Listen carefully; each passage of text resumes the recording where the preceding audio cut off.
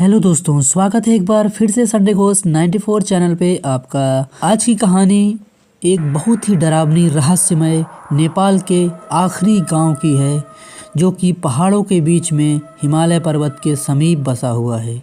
नेपाल के हिमालयी क्षेत्र में एक गांव है जिसे लोग आखिरी गांव कहते हैं। यह गांव ऊंचे पहाड़ों और घने जंगलों से घिरा हुआ है। यहाँ तक पहुँचने के लिए कई दिनों तक दुर्गम रास्तों से गुजरना पड़ता है।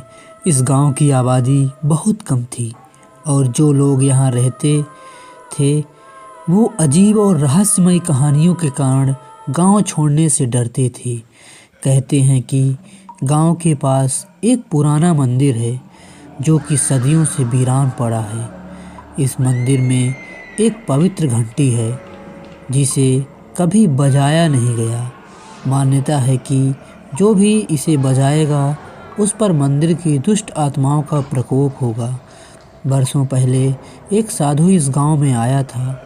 उसने लोगों को चेतावनी दी थी कि इस मंदिर की घंटी को कभी ना छूना वरना विनाश हो जाएगा। लेकिन युवा खड़ग बहादुर को इन कहानियों पर यकीन नहीं था।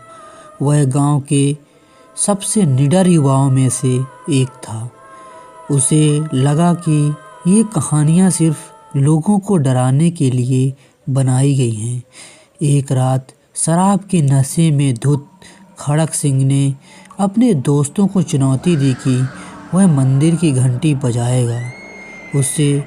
उसके दोस्तों ने उसे ऐसा करने से रोका, लेकिन वह अपनी बात पर अड़ा रहा।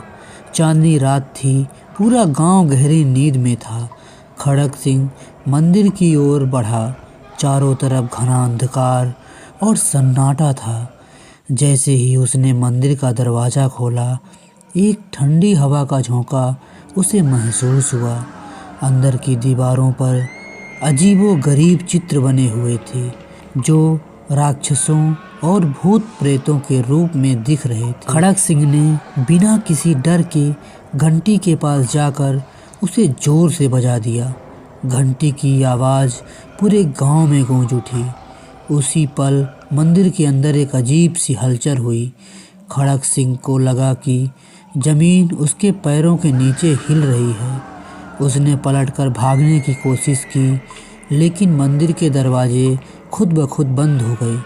गांव के लोगों ने घंटी की आवाज़ सुनकर दरवाजे खोलकर देखा, लेकिन मंदिर से कोई बाहर नहीं आया। अगली सुबह जब लोग मंदिर के प्रांगण पर पहुँचे तो उन्होंने देखा कि खड़ग सिंह का शरीर घंटी के पास खड़ा था। उसकी आंखें फटी हुई थी और चेहरा ऐसा था जैसे उसने कुछ भयंकर देखा हो।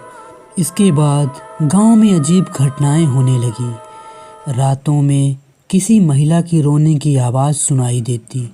लोग कहते हैं कि मंदिर की आत्माओं ने खड़ग सिंह की आत्मा को अपने कब्जे में ले लिया है।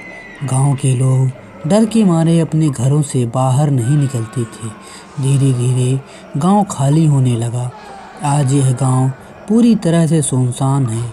लोग इसे भूतिया गांव कहते हैं।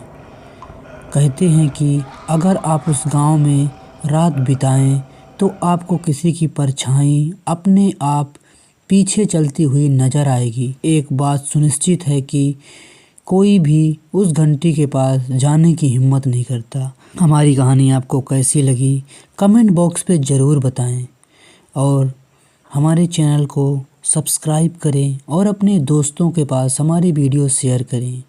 मिलते हैं एक नई कहानी के साथ, तब तक के लिए राम राम, जय हिंद।